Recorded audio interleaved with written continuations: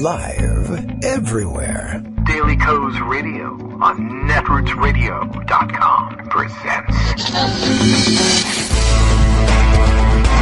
David Walton. Kagro in the Morning Show.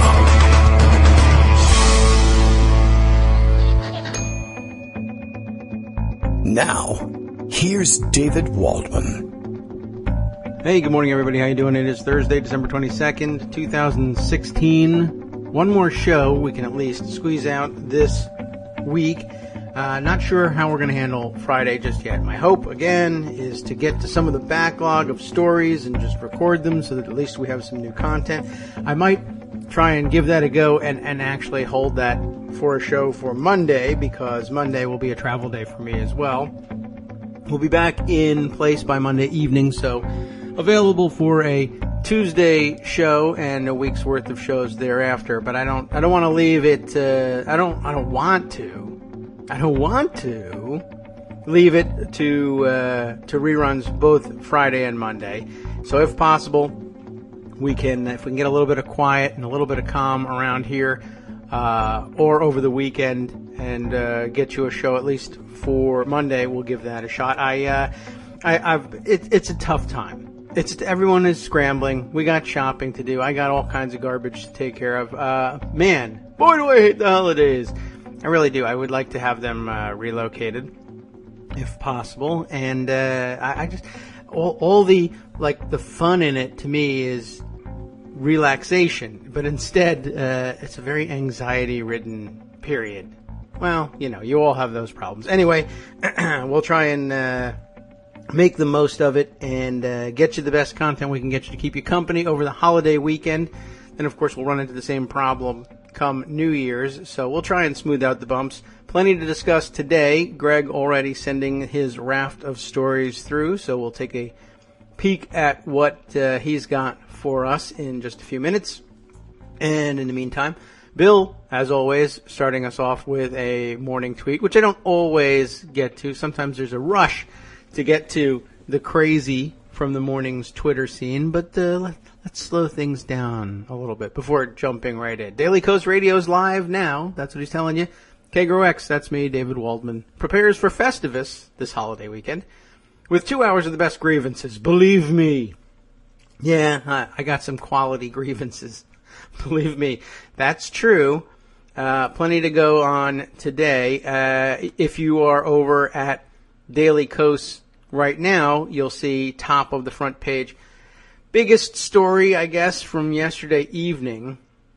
And once again, it's just another one of those days where you think you've settled on what's the craziest Trump story of the moment anyway, and things just explode by the time you turn around and try to get on the air. Last night's big story comes from the Washington Post, which essentially reveals, we'll read it Barbara Morrill's way, Barb's way. If you want a job with Team Trump, shave your mustache. You surely have heard the story by now, that apparently insiders are saying that, they're all saying this, believe me, that Trump is essentially making, I guess, his final decisions on cabinet positions and other high-ranking government jobs in his administration based on, if we say it as kindly as possible, aesthetics.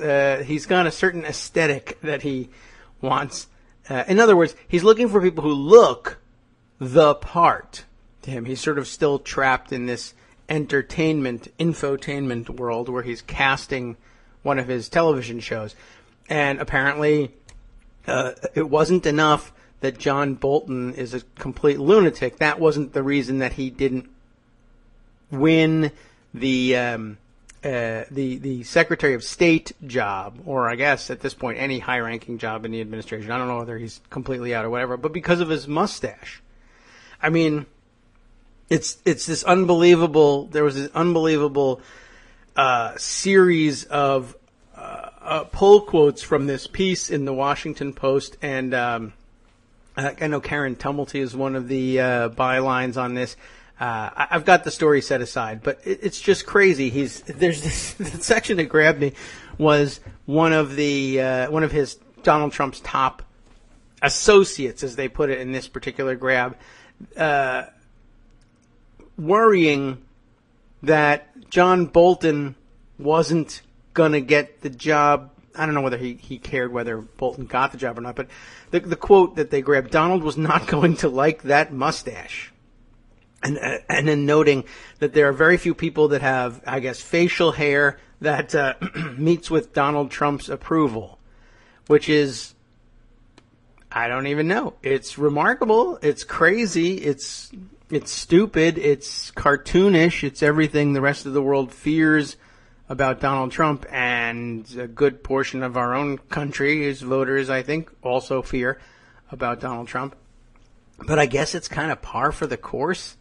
I don't even know what to say about it. And of course, the piece is illustrated with, I don't know what the photo is. Oh, I guess I do, because I can look at the caption that has been helpfully entered into it once I scroll over. Oh, well, I was going to scroll over the picture to get to the caption, but it scrolled instead onto the Skype window because Greg's calling. Good morning, Greg.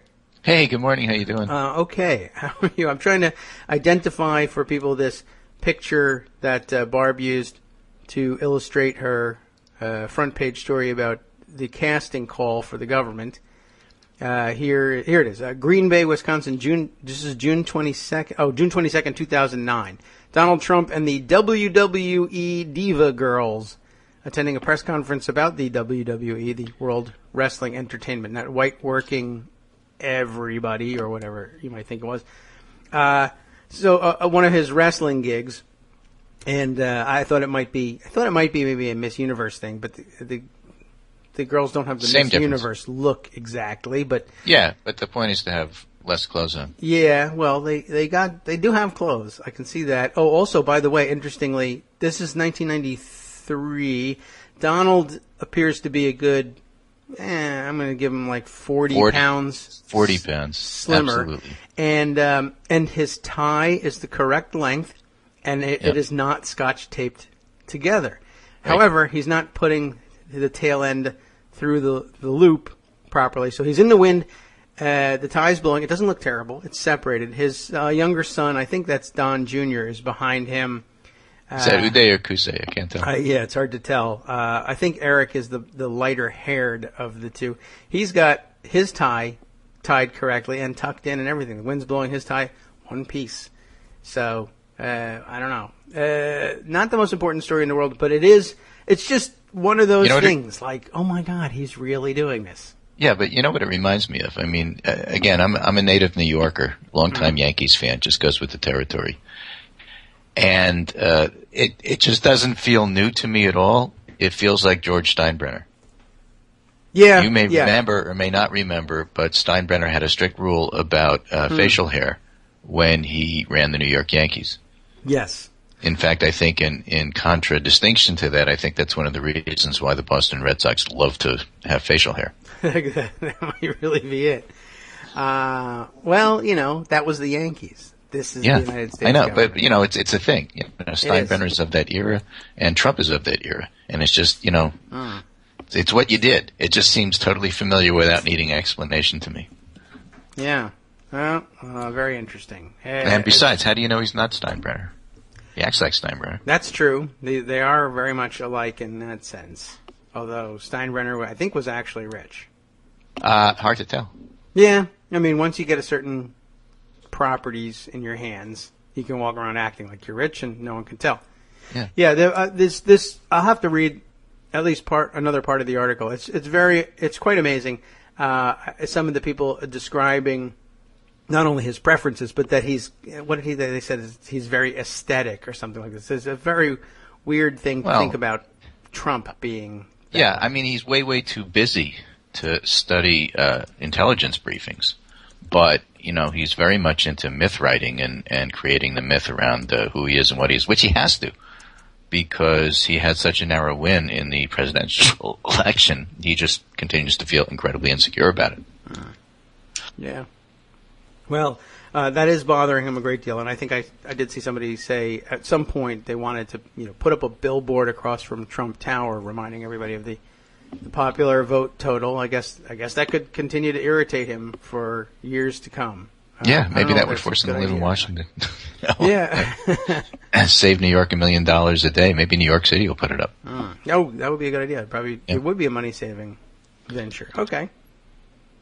So let me finish the story, because I didn't know it had an ending different than the one I gave you, to the Roman galleys and oars story. Remember we were talking about complexity yesterday? Yes. Happened to be talking about mucus too, but hey. It's just one of those things.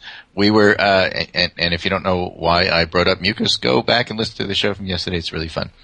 So you have these Roman galleys, and we're talking about how the oars work, and the analogy of the Roman galley and rowing the oars is designed to make a more complex thing a little bit more simple and understandable. That was the purpose of the analogy. And we were talking about the Democratic Party and how you have to row together to get to where you need to go.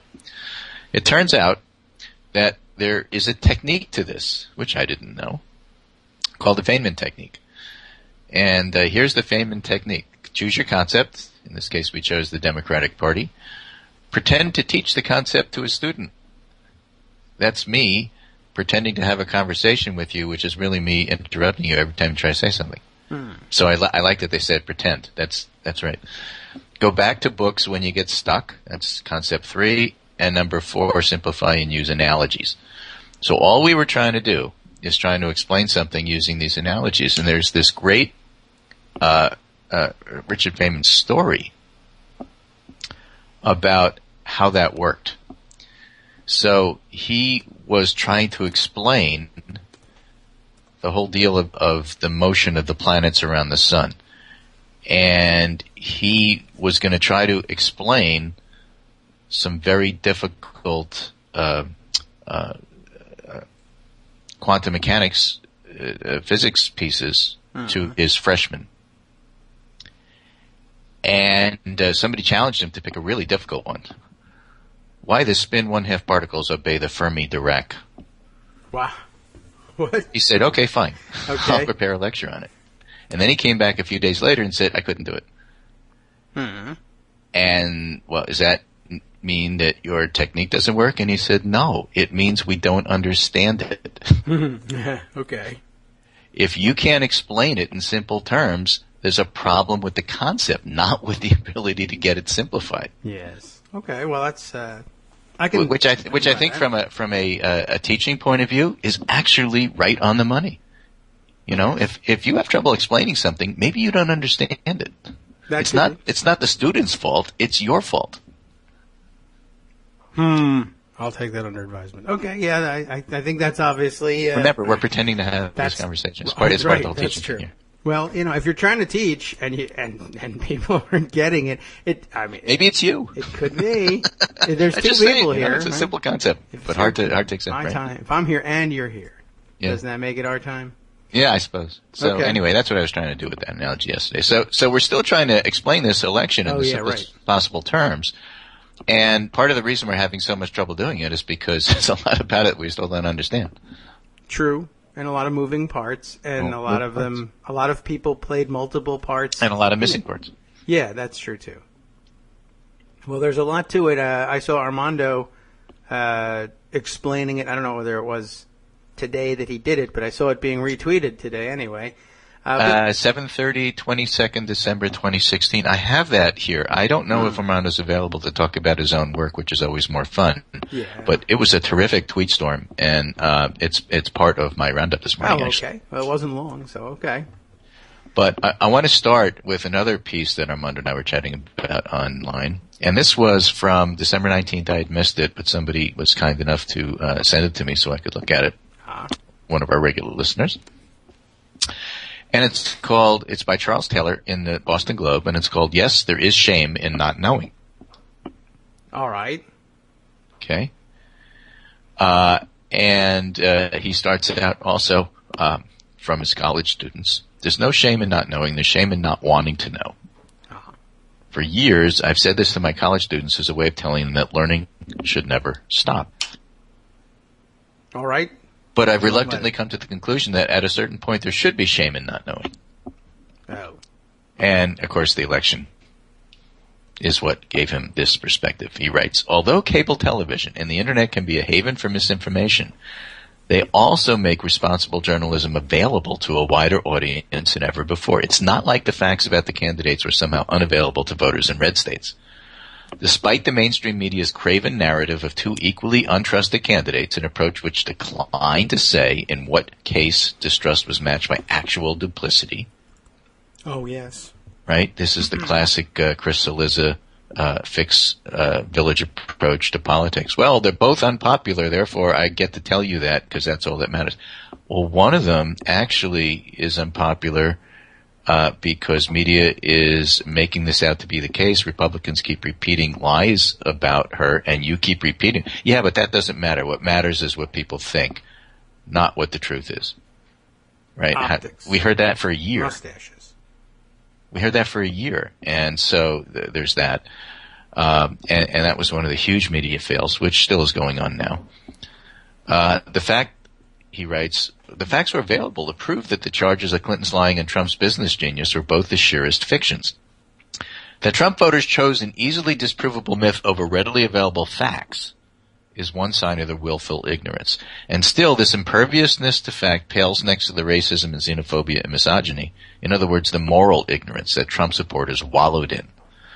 All of the condescension of which liberals have been accused. Remember, we don't pay attention to flyover country. We didn't pay enough attention to the white working class. We don't get why they're angry.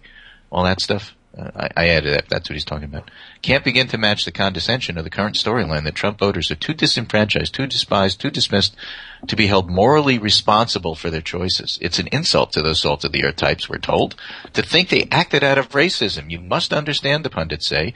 They resent being told they're dinosaurs. They fear their lifestyle is passing away. And I think the key word there is fear. Well, sure. Right? If their way of life means believing that Confederate flags are not a celebration of treason, or means being indignant that the Constitution doesn't protect a baker who refuses to work for gay customers or a pharmacist who refuses to fill a prescription for birth control, their apologists say, we must sympathize. They do say that. Right? Time was when battered women were told by police or their priests that they must try not to antagonize their abusive husbands. And that's an interesting analogy. Yes. And that, that goes along. And this is a much, much earlier piece, going back before the election, talking about why rural voters feel like they're not getting their fair share. Nobody's paying attention to them. People would complain they weren't getting their fair share of stuff. They weren't getting their fair share of public resources. Taxation was one of the big issues. People had this sense that all the money is sucked in by Madison, Wisconsin, for example. This is talking about Wisconsin voters, but never spent on places like theirs. And people felt that they weren't getting respect. We talked about this on the show for a long time. We talked about that cracked article about how rural voters feel even culturally disenfranchised by the elites who make all the TV shows and so on and so forth. That there are no longer shows on TV now like Beverly Hillbillies or Green Acres where the city slickers get theirs from the smart country folk. It's always the other way around now. So this was a piece called The New Theory for Why Trump Voters Are So Angry That Actually Makes Sense, back from November 8th. And I think we talked about this on the show a little bit. So you have these dueling narratives here. And Chris Arnott, who I've also highlighted a lot, who has gone around the country and especially to the areas. He started doing this because he was going to the areas that had the highest opioid addiction issues. Turns out that those are also the high Trump voting counties. Is that right? Was he originally on an opioid story? Yeah, that's where he started to go to all these places. Okay. He wasn't looking for Trump voters. I don't know what he was doing. He was looking to just get a sense of what's going on in these places, and this is what he found, and that's why he's been writing about it. My party, the Democrats, has long championed plurality and inclusivity, fighting for and demanding racial and gender equality, he tweets today. And remember, this is a guy who started out as a physics major, then went to Wall Street, worked there for a while, and now is a reporter. Interesting background.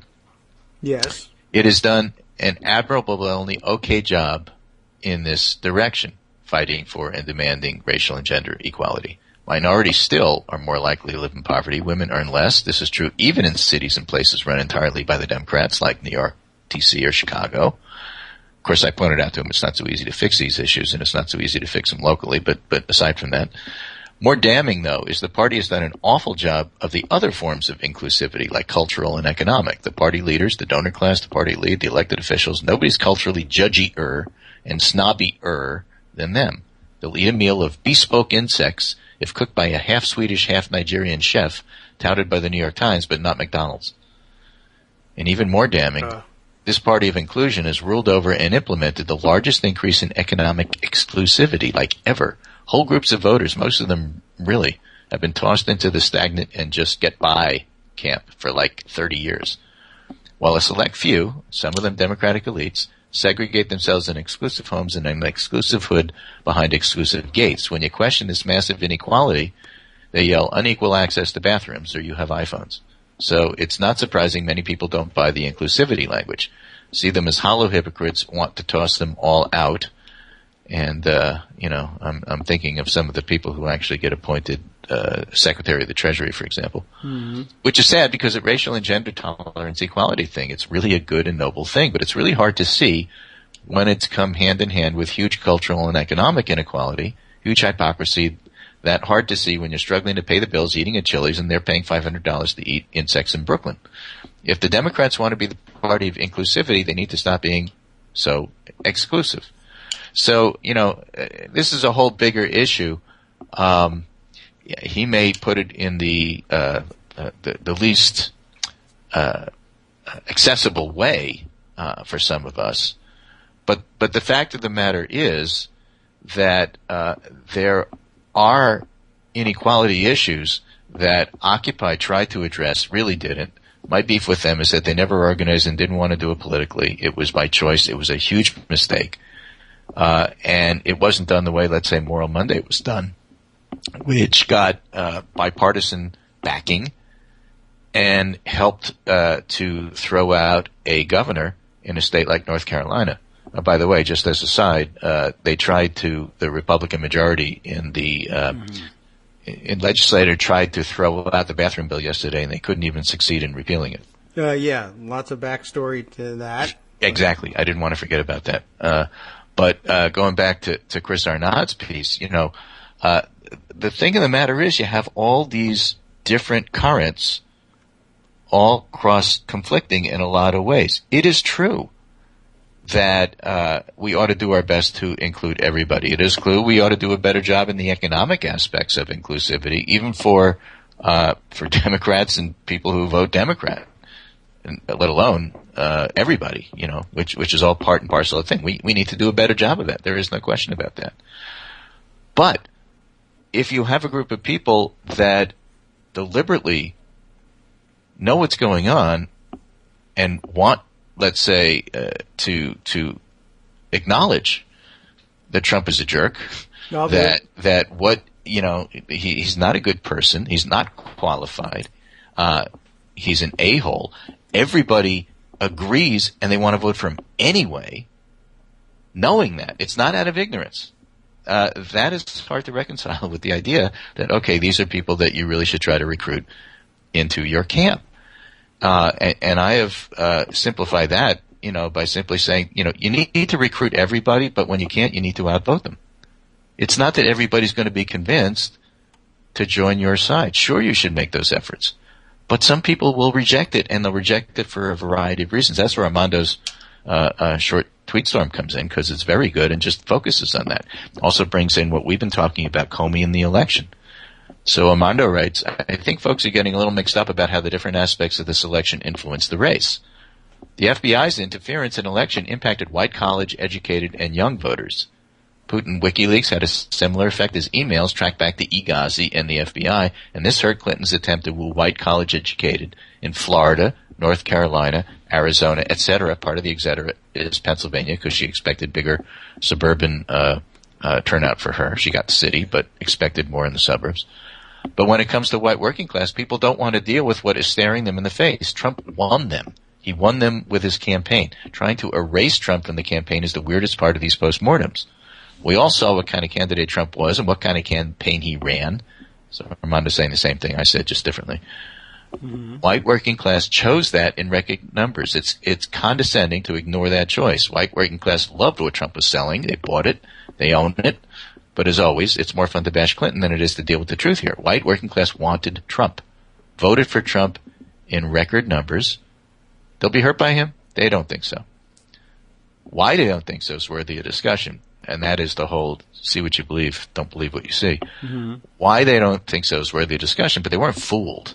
They know exactly what Trump was saying, and they responded. This is what I want, and that's what they've gotten. Will they still want it in 4 years? We'll see. The end.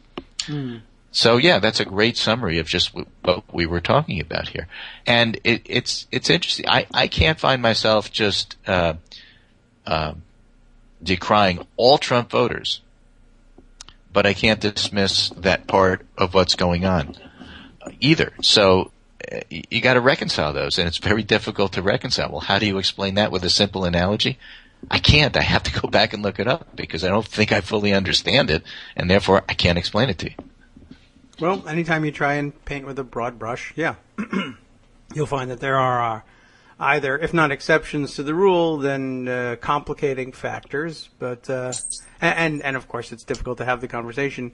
If you start out by saying, well, I'm not going to say universally that all Trump voters are either the same or all equally deserving of condemnation, and there are people who will turn the conversation off right there and say, you don't understand the kind of racism, xenophobia, bigotry that voting for Trump as an opener endorses. And of course, you could simply answer, that's what I just said. I don't understand. There's more to understand here. But it's very difficult to have that conversation when people want to stake out those absolutist positions at the beginning. But and that's no surprise. Everybody knows intellectually. Everybody listening to the show knows intellectually that having any conversation in absolutist terms is very difficult, but not impossible, because that would be absolutist, and maybe not every conversation.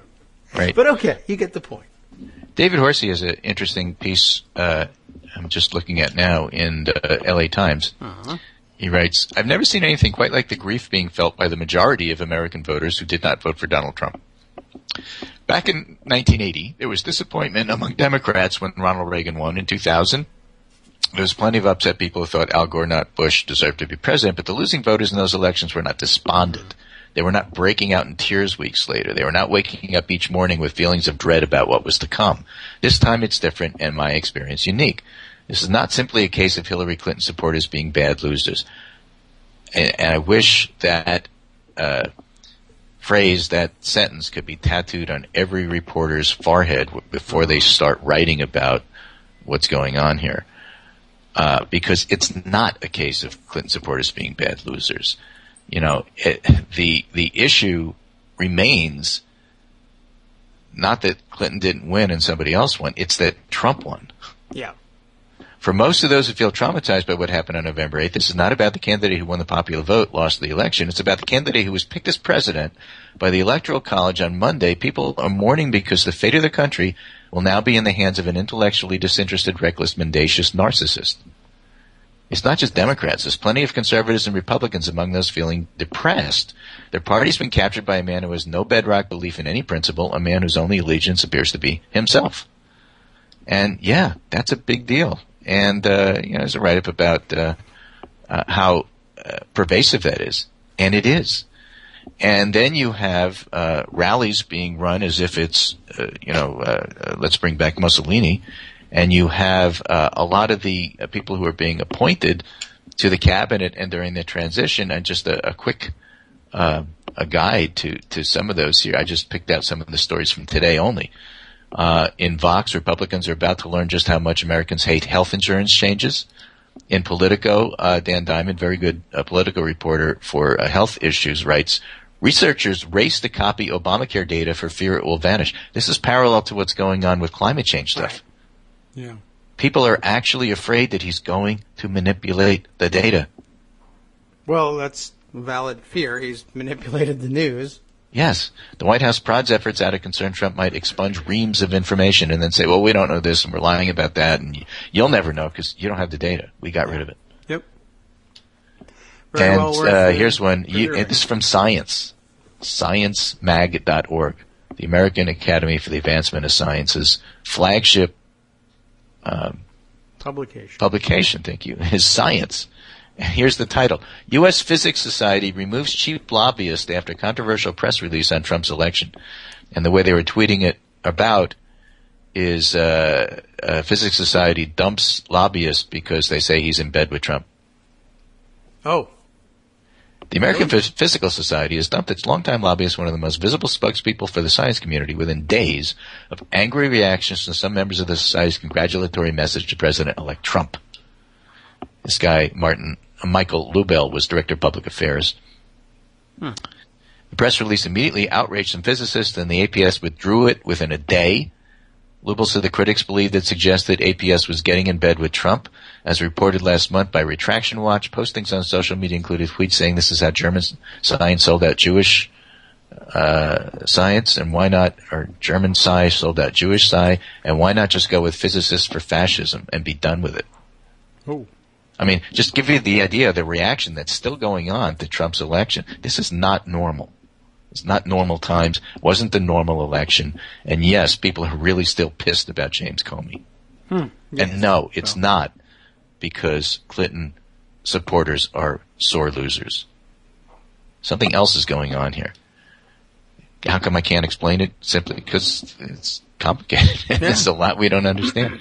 Here's another one. Trump's education pick. To Trump's education pick in the Washington Post today, the U.S. public school system is a dead end. Right. Betsy DeVos. Right? Sure. So, and that even doesn't get into the Attorney General pick or the Secretary of State pick in terms of relations with the Russians. There's so much that's going wrong that David Horsey's right. This is not a normal election and not a normal reaction, and won't be for years. Right, and then add on top of it that you need to have good hair and no mustache on top of it all to get because we have to talk about important things. Yes, and I mean, so how does the New York Times handle all of this? Let me read this headline for you. Oh dear. Because it's not the end of the year and you haven't gotten your subscription yet, so you don't have to click through this. But I saw it. I was infuriated. I didn't read the article. Okay. Clinton backers cry foul over what FBI considers common procedure. And what is that common procedure? Appendectomies? No, the Comey letter and the search warrant and what happened 11 days before the election and the announcement that there was new information, but there's not new information, even though the lawyers said there was nothing there. And why the hell did you do this? Yeah, well, that's pretty common. Everybody knows. Very very often they're commonly saying things like FBI commonly interferes with elections, right? Right. And we won't comment on a case because there's an investigation pending, etc. Everyone knows how that goes. Except when it doesn't. Right. Commonly. Yeah. Clinton backers cry foul over what FBI considers common procedure. And in whitewashing what Comey did, the New York Times is whitewashing their own coverage. Which is why this is so infuriating. You people are making a big deal out of what turns out to be nothing. Okay. Well, that's what that headline screams. Yeah. Well, that's because you're all elitists. There are no McDonald's McDonald's you're all on sore the coast. losers, right? Right.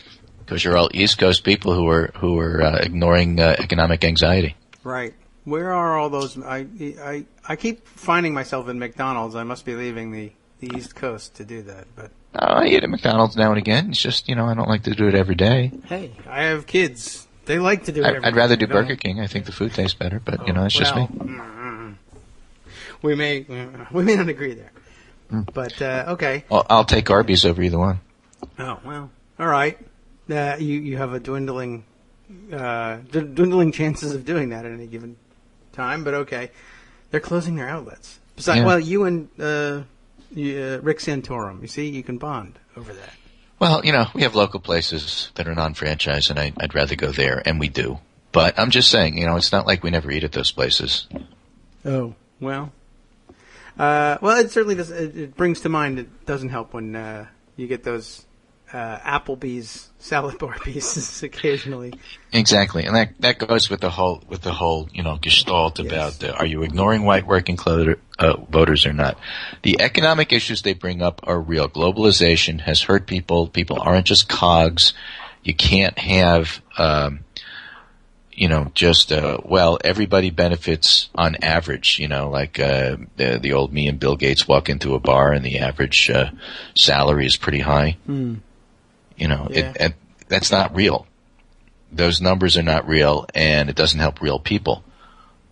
Because 15 white working class voters and Bill Gates can walk into a bar, and the average salary still may be high, and it doesn't help those 15 people. We get all of that. That, at the same time, doesn't excuse looking the other way over and luxuriating, reveling in the racism. Now it's get rid of the PC stuff. I can say whatever I want that I've always wanted to say about women and minorities, and now it's cool to do that. And Jews, don't forget that.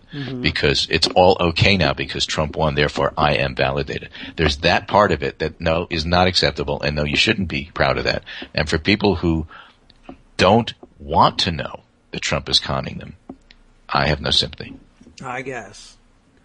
Well, you know what else doesn't help anybody? I mean, it's you walk in and 15 people and Bill Gates walk in and the average salary is high, but it doesn't help the other 15.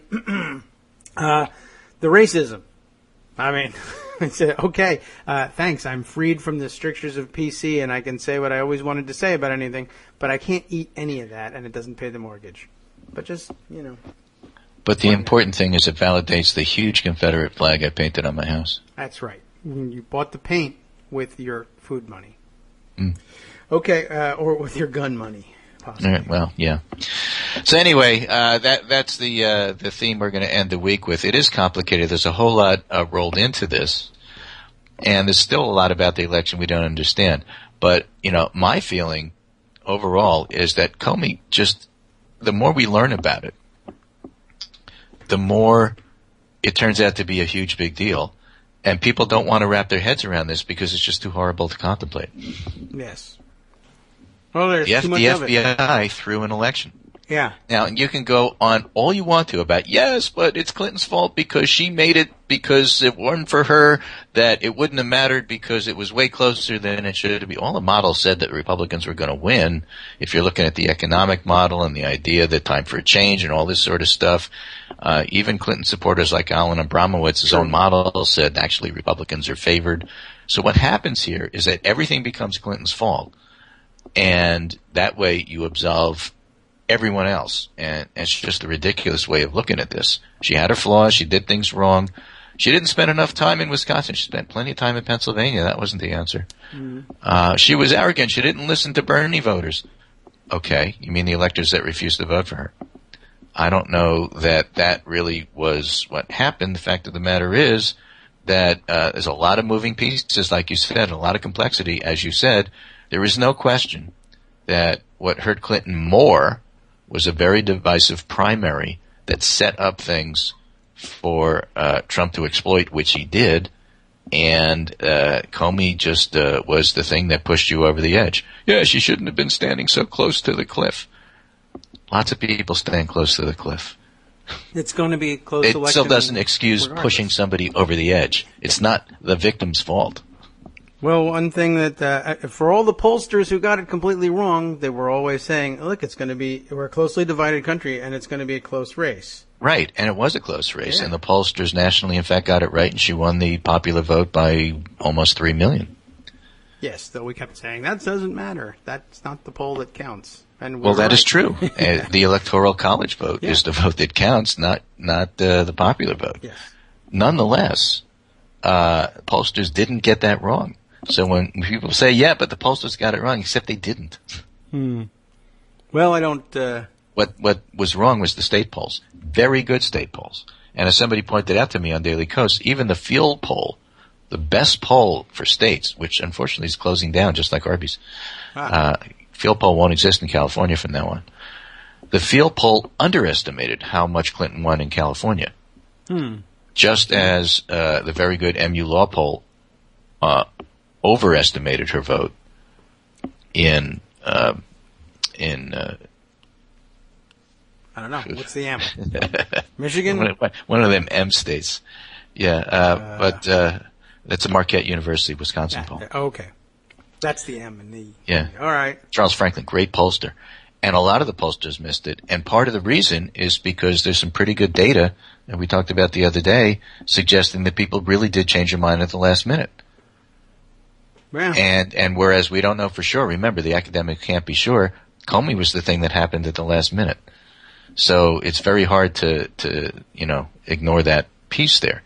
And that's why I think there's reasonable data supporting but not proving that Comey was the very big deal that everybody says it was. Yeah. Including both campaigns, since Trump's campaign expected to lose and Mitch McConnell expected Trump to lose and everybody expected Trump to lose, and then Comey 2 happened and then he won. So, that resentment is not going away. The despair at what Trump is doing to the country is not going to go away. This is going to be with us for a long, long time. This isn't just a question of grieving over a lost election and people being sore losers.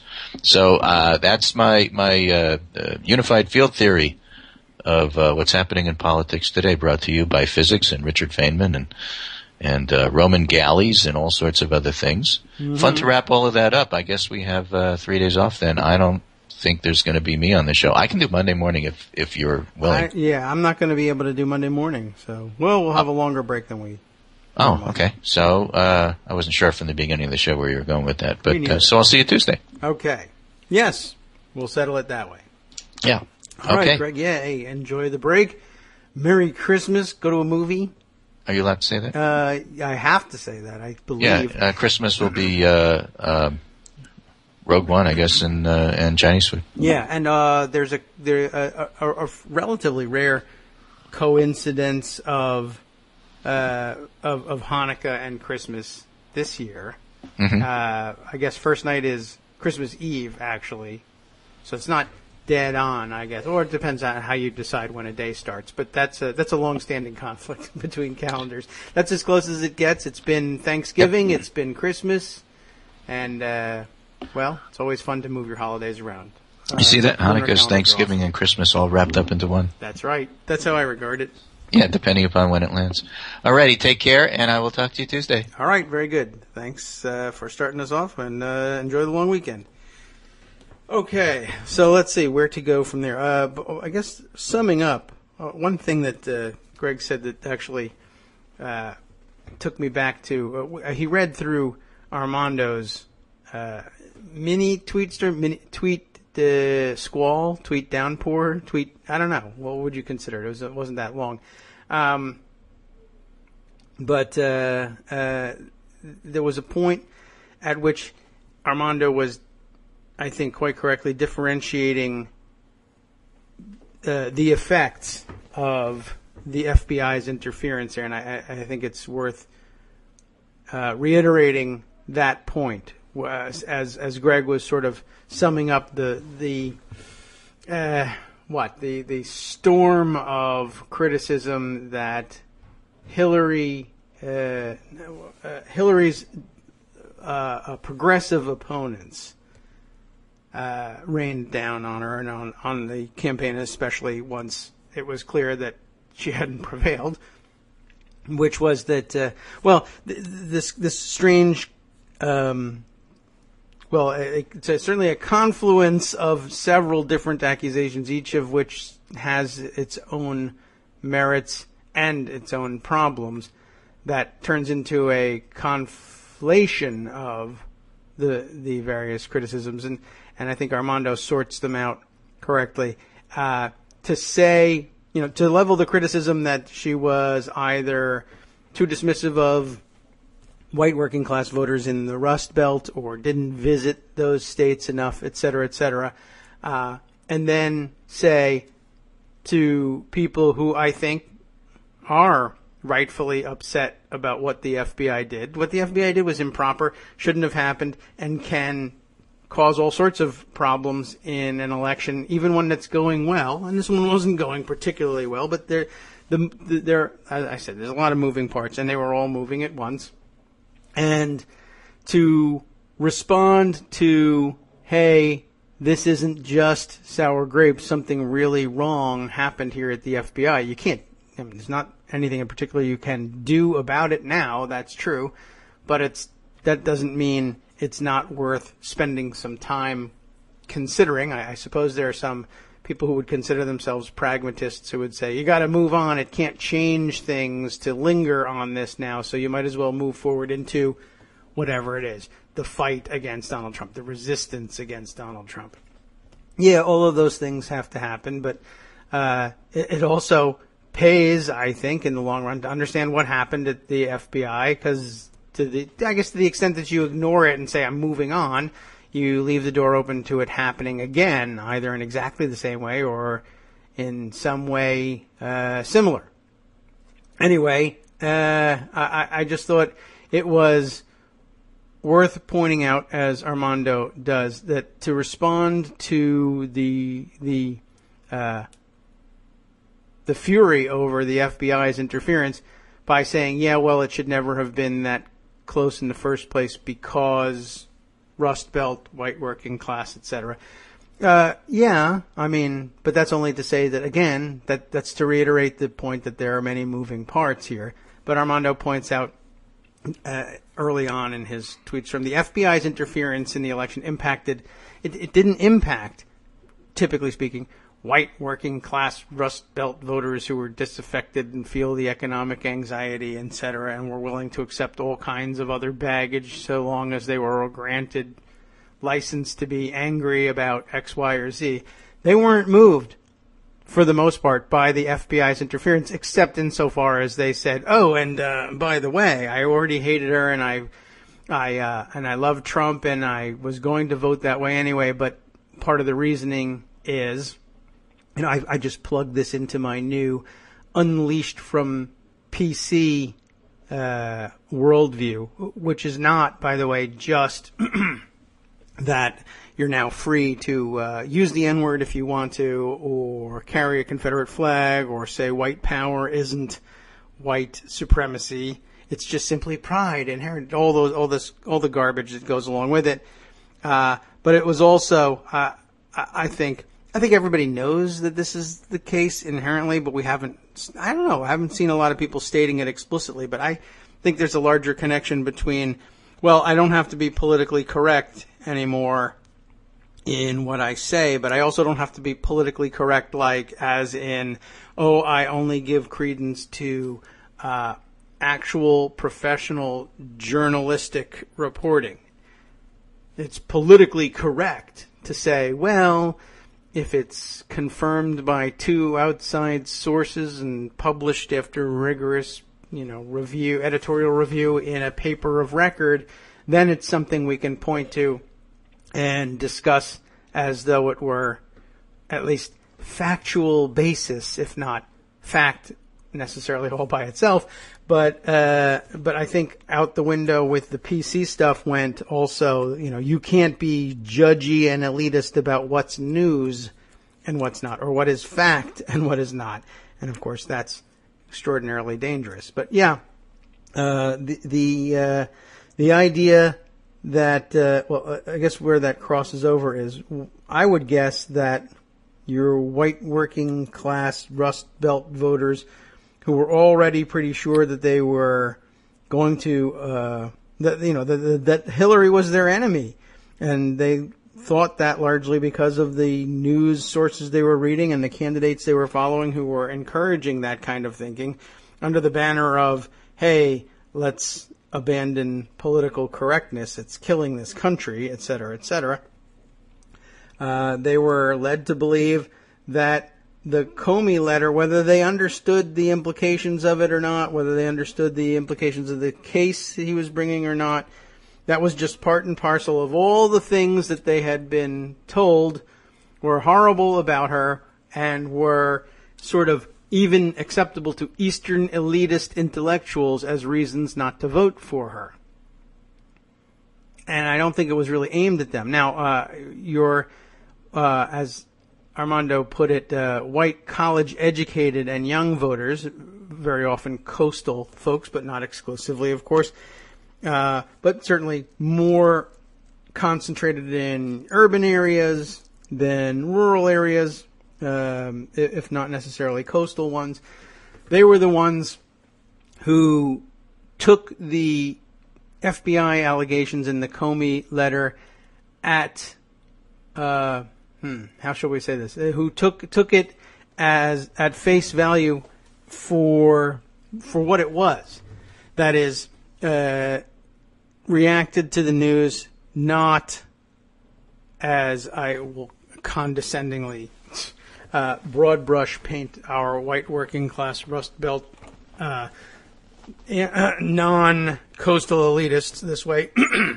I think they just viewed it as, well, look, it's bad news of some kind for Hillary Clinton and further enhances the idea that she had, this idea that I'm willing to have and keep in my head that she did Benghazi and that it's all illegal and that she's involved in all sorts of pay-for-play schemes, and I don't really know or care exactly which ones they were or how they worked or which ones really weren't pay-for-play, but we just say they were because we're so un-PC now and we take pride in that, versus the way I think a lot of the college-educated whites perhaps took the Comey letter, which is, well, they seem to think that there is a specific criminal indictment which they ought to be pursuing, a criminal case that they've found evidence to support with regard to the handling of sensitive or classified information, etc., etc. Now, we all know it turned out to be garbage, but I think it was very differently targeted and very differently received. And even though everybody did receive the news, they reacted to it differently. I don't think that it makes any real sense to point to white working class Rust Belt voters and say that, and to conflate those things, or to say that having the FBI or labeling that what the FBI did. Labeling what the FBI did as wrong doesn't negate what was going on with the white working class in the Rust Belt, surely, but it also doesn't. It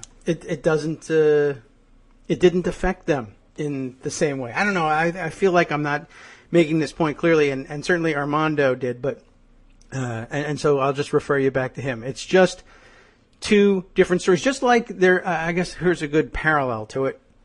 As we're now watching Trump supporters confuse the issue of the DNC hack, the various other Russian interferences that are being alleged, and the maintenance of her private email server, because the hacking took place over the internet and email moves over the internet. They now actually have conflated the two, and there's an actual talking point, which actually it's not just, being shared among whatever rubes in the sticks. It's being repeated on the Sunday talk shows, which are supposed to be the exclusive domain of Eastern college-educated elites, but it's being repeated there that the DNC hack and other Russian hacking could never have happened but for her maintenance of private servers. And it's like, those are two completely different things. And her servers were apparently never breached, but that's actually even beside the original point, which is that they both involve the internet, but they're not the same thing and they're not the same issue. And conflating them this way is extraordinarily stupid and misleading. And similarly, to say I'm angry about what the FBI did, and then to answer that by saying, yeah, but you never went to Michigan. Well, that's true, but doesn't have a whole hell of a lot to do with the other thing. And the defense of it is, well, if you had gone to Michigan, then you could have won that state, and then you wouldn't have been in this position and you wouldn't be so angry about what the FBI did. Only, I don't think that that's the case. I think normally you're still going to be angry about what the FBI did because what the FBI did was wrong. And I assume people would just say, well, okay, so let's say Hillary Clinton manages to win the election because she spends more time in Wisconsin and Michigan and squeaks out victories there and reverses things, wins the Electoral College. And, the initial reaction, of course, the first blush reaction usually is, hey, you won, therefore the things that you did were right. And then it sort of expands outward from there into all of the things that you did were right and all of the things the other person did were wrong. And that's rarely true, but we play it that way. But as we reminded ourselves in the first couple of days after the election, one, she did win the popular vote. It's not easily dismissed that she appealed to nearly 3 million voters better than Trump did. It isn't going to put her in the White House, true, but it's certainly worth pointing out. But yeah, I guess if she had won the election, some people wouldn't have been quite as angry. They might have said, well, what they did was wrong, but who cares, because ultimately we won anyway. And that's the way it ought to be. You win those elections out in the various states, and you don't worry about what the FBI is doing. But it would have been just as valid there. And I would guess that it certainly would be valid to say, well, okay, fine, she wins the election. Terrific, and I'm glad that she did. But absent the FBI letter, it would have been a trouncing. And as long as we're talking mandates, because, of course, had she won, the Republicans would immediately have moved into she has no mandate mode. And the pushback doubtless would have been, she does have a mandate. Not only did she win a tremendous victory in the popular vote and win the Electoral College, but it would have been, or could have been, considerably larger margins had the FBI not interfered in this way. Of course, we're watching Donald Trump right now in real time say the same thing about his victory. I would have won the popular vote if, and he has 5 or 6 different excuses as to why he didn't win the popular vote. Either X number of illegal votes being cast by people not eligible to vote in the first place, or, I would have campaigned differently had it been a popular vote contest. I just simply would have been more popular by going to other places and asking people to render me popular. I mean, it's pretty ridiculous.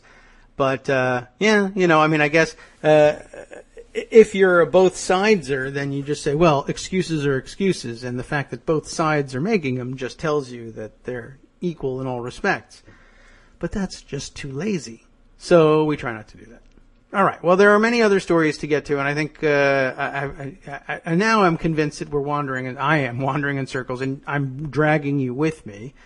So moving on from there, I want to let's see, grab a couple more stories that we can take a look at. Oh, look at this. Well, this is problematic. I had put aside a story that didn't quite make it into Pocket correctly. Well, we'll get rid of that one.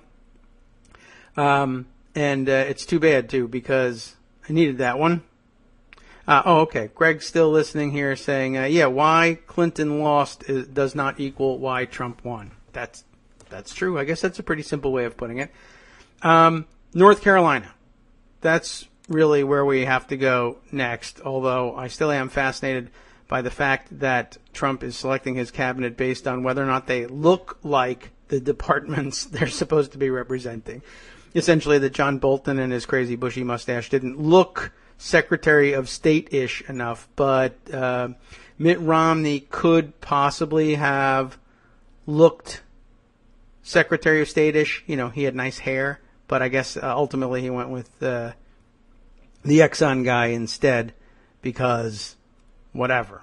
I guess he also looked the part. And also Putin thought he looked the part, so he was willing to take that. Okay. So North Carolina, I was going to scroll down and see whether it's something, has it not somehow made maybe it made the front page yesterday, but Greg has sent me a piece here which we'll use as our touchstone here that comes out of Think Progress. You would certainly have heard this story by now, of course, but some of the backstory we didn't get a chance to discuss.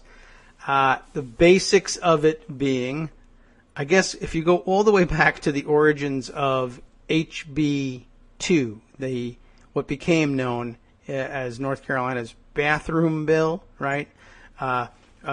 Essentially prohibiting, a number of things, but essentially prohibiting localities from adopting the sort of non-discrimination and equal access ordinances that places like Charlotte did. Allowing, well, in the case of transgendered folk, allowing them to simply use the bathroom facilities with which, how would we say it? Marked for the gender with which they identify, I guess. I'm not certain how they worded the language in the legislation, but at any rate, the Republicans who backed that bill and worked for its passage convinced themselves that this was necessary because localities like Charlotte had taken these actions, had said, we don't really belong in the business of who can go to the bathroom where, and you guys are going to have to settle that among yourselves and settle it on a level playing field. And they found that this was so upsetting to them that they needed to override it with big government coming in from the Capitol and telling every locality exactly how they should handle the bathroom breaks for all the folks in their in their localities. And so the campaign was waged, and the backlash against HB2 coordinated very effectively by the Moral Monday protesters and others. And they successfully swept a Republican governor out of office in a Donald Trump year in a relatively conservative state. So congratulations to them. So where do we now stand? Okay, so originally we were talking about North Carolina on the show because the Republican-controlled North Carolina legislature was convening itself in special session. Originally, it was believed they might, in fact, be asked to reinstall McCrory, the Republican governor, as governor over his Democratic rival, who had, in fact, defeated him at the polls on the claim that there was just simply something, there was a dispute about the outcome of the election. The nature of the dispute they would make up later. But in the meantime, they were thinking of exercising the legislature's power to simply declare the Republican governor the winner in his reelection bid. And they would sort out the reasons why they believed it was the case later on. They never ended up going quite that far. They also, of course, discussed packing the Supreme Court, and it looks like they have decided not to go that route as well. But, of course, last week we did hear all about how the Republican legislature stripped the governor's office of a considerable measure of its executive powers and appointment powers and the like, effective with, of course, the end of McCrory's administration and with the installation of a new Democratic governor. That they did, and that so far has stood, but that wasn't enough for them. They also went back into special session to try and flex their muscles and pull a few more tricks. Now, one of the ones that they came back for was, it was purported, anyway, that they were going to come back and consider the repeal of HB2. And you might have thought to yourself, now, after all of these other power plays, why would they be contemplating the repeal of HB2. After all, they've just run roughshod over the Democrats one more time. Why would they do something like give up this one centerpiece of their culture war that they claim to still believe in? And I guess we got convinced, or Democrats or others or reporters or who knows, observers of all sorts, became convinced that somehow the North Carolina state legislature had learned its lesson on HB2, and having seen it successfully used as leverage to defeat a Republican governor in a year in which, in North Carolina, in a year in which you might have guessed that would not have been possible.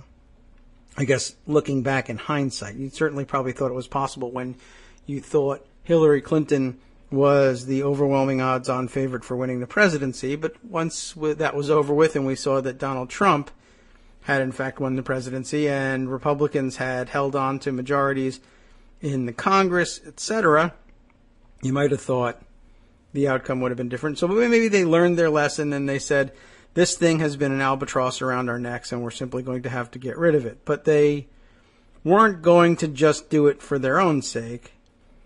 They wanted some concessions.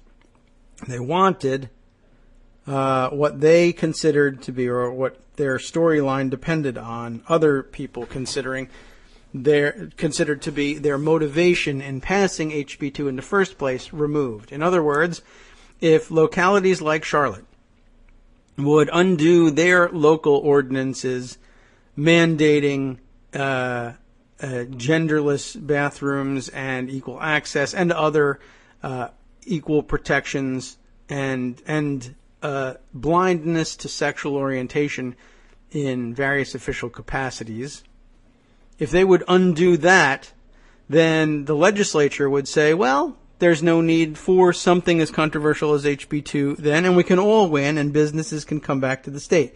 We'll remove the impediment to business that HB2 represents if you'll remove what we keep saying is our original motivation for HB2 in the first place. And apparently the Charlotte City Council agreed, thinking they had some kind of a deal in the works, and went ahead and did as requested and repealed their own equal protections that were supposedly the motivation for HB2. And subsequently, the North Carolina legislature said, well, funny you should have held up your end of the bargain, because we have no intention of doing that. Now that you have removed the offending provisions in the Charlotte's City Code, we decline to remove the offending provisions of the state code, and HB2 was not repealed instead. Now let's take a look at the way Think Progress lays it out. North Carolina Republicans had one job to do on Wednesday. This is, by the way, the writing of Zach Ford over at Think Progress. Zach writes, the one job was repeal the anti-LGBT law, HB2. It's what they promised to do if Charlotte repealed its LGBT protections, which it did. The Senate considered a couple different versions of repeal bills, but each had exceptions that maintained HB2's prohibition on cities like Charlotte passing LGBT protections in the future. So, because they weren't the full repeal that lawmakers had promised on multiple occasions, Democrats opposed them. And they failed, even though, of course, Republicans control both houses of that legislature, even in their special sessions. So, that's problematic.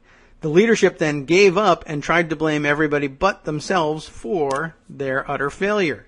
The Republicans' reactions to their flop of a special session take on a special kind of hubris, Zach writes. They are actually trying to score political points for supporting the repeal of HB2 when they are the very ones who scuttled that repeal. Almost all of them have taken the opportunity to double down on their anti-transgender beliefs with references to the safety and privacy they are supposedly and needlessly trying to protect. Here are some of their statements. Outgoing Governor Pat McCrory one of HB2's stalwart defenders. He did keep up his end of the bargain in that he did call the special session to repeal it, but then, of course, it didn't get repealed. So, well, all I had to do was call the session. McCrory, though, he ends up blaming, as they write here, blamed the left. As promised, I called a special session to reconsider a manufactured political issue that strategically targeted the city of Charlotte and our state by well-funded left-wing interest groups, he said in a statement. This was at least the third time that pressure from the left sabotaged bipartisan good faith agreements for political purposes. What? McCrory did not explain how bills that fell short of the repeal that was promised were good faith agreements, nor did he explain how they were bipartisan, considering Republicans spent most of Wednesday in closed caucuses devising them. They're not bipartisan, written by Republicans, supported by some Republicans, but not enough, and they didn't actually repeal the offensive part of the law. Well, there were many offensive parts of the law, but it's not just that they targeted LGBT communities, but also that they removed the ability of cities like Charlotte to self-determine on that question. Senate Leader Phil Berger also had something to say about it. Does he say Berger or does he say Berger? I'm not certain. Anyway, because most of the action on Wednesday happened in the Senate, it was on Senate Leader Phil Berger to put forth a repeal bill that could pass. It failed, the bill did, and his subsequent statement suggests that he was livid about how things transpired. In a fiery note on Facebook, he lashed out at Senate Democrats and Governor-elect Roy Cooper, accusing them of hypocrisy for refusing to vote for the repeal of HB2 now that Charlotte had rescinded its ordinance. That forces the ordinance, quote, that forces men into women's bathrooms and changing facilities. I was in North Carolina recently, and nobody forced me to do that at all. But I'm certain that that's because I'm a big lawbreaker. He claimed they voted down a clean repeal, but that bill was still going to be followed by one that instituted a moratorium on municipal protection, so it was never actually clean. This is obvious in his many statements, still insisting that transgender people must be prohibited from bathrooms that correspond with their gender identity. So it was a very complicated situation in North Carolina that if you follow each step of it, it gives each side entree to claim that their version of it, their retelling of it, is correct. But it's tough to explain. But I guess this brings up a good minor point in all of this. The question of whether or not they were acting in good faith to repeal the bill hinges on whether or not the repeal measure being considered contained equally offensive language that placed a moratorium on localities opting to protect the rights of their LGBT community. And well, most of the Senate versions forbade localities from doing so. And so these were not, as they say, clean repeals of the bill. That is, it didn't simply say HB2 is hereby repealed.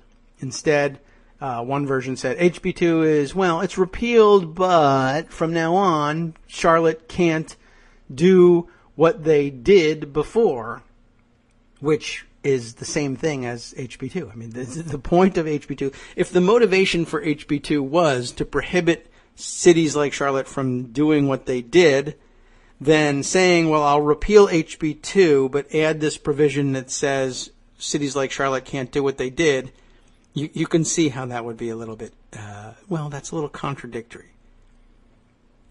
So then, of course, people said, well, we want a clean repeal of this. We don't want this garbage reinstating the same offensive language right directly in this bill. That's insane. You can't say you're repealing HB2 if you're just saying, well, I hereby repeal it, and I write the same language into something I'll call HB3 and pass that. That's not helpful. Oh, you want a clean bill? Okay. Well, procedurally speaking, here's how we'll do it.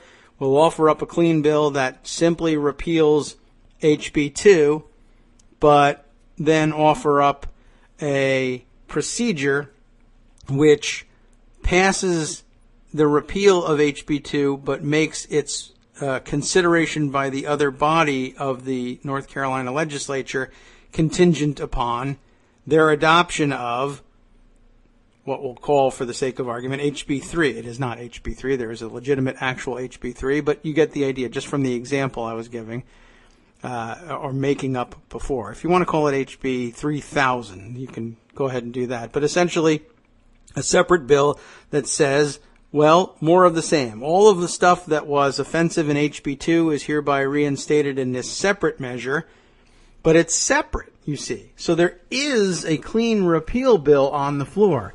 However, its consideration by the other body is contingent on their first passing, or simultaneously passing, or incorporating as an amendment into the previously clean bill the provision saying, yeah, all the offensive stuff that we're repealing is going to come right back later on under a different number.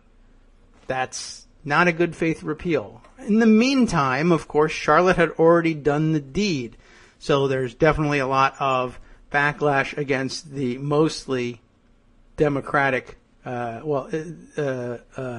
city council there, and lots of repercussions nationally, of course, for people who are looking to Democrats who, though they'll be in the minority in the federal government, looking to them to fight as hard as possible and resist as much as possible the Trump agenda. And if they can't do it in North Carolina, where they just bucked the trend, then there's not going to be much hope for their being able to do so nationally. And that's not an illegitimate fear. We do have that problem. And as Joan put it yesterday, it should be viewed as tied to the questions that federal level Democrats will be facing in the coming weeks. How much resistance do you need to offer? Where do you need to offer it? And why are you so concerned about maintaining governmental and legislative norms when North Carolina Republicans, at least, are obviously uninterested in maintaining them and gleefully trampling them at the same time? It's the knife to a gunfight situation. Anyway, that's just one of the many fronts on which we continue to fight, and there's a couple others out there that I guess we ought to take a look at. Let's see. I mean, I guess we don't really need to spend the time combing through necessarily the Washington Post piece on Donald Trump's casting call, but it is rather remarkable. But I think the best grabs have already been mentioned, but definitely worth your time. Makes for a good outside reading to thumb all the way through all of this. Let's see. A couple of the things that we can add to the pile here. One, some very interesting writing from, let's see, I've seen it written up it originated, I believe, in Vanity Fair and has since been covered by Raw Story. It's just been interesting watching one of the former producers of The Apprentice essentially issuing a pretty important, I think, mea culpa for the Trump election. You know what? It's important enough as I think about it when I read through it in Vanity Fair. One of the few things that I actually got to review a little bit in advance this morning. I think a worthy insight. This in Vanity Fair here. Bill Pruitt is the writer of the piece titled "Exclusive: A former Apprentice producer responds to Donald Trump being elected president." The upshot of it being right here in the grab quote here that they use as a subtitle. Did we think this clown, this buffoon with the funny hair, would ever become a world leader? Not once, ever.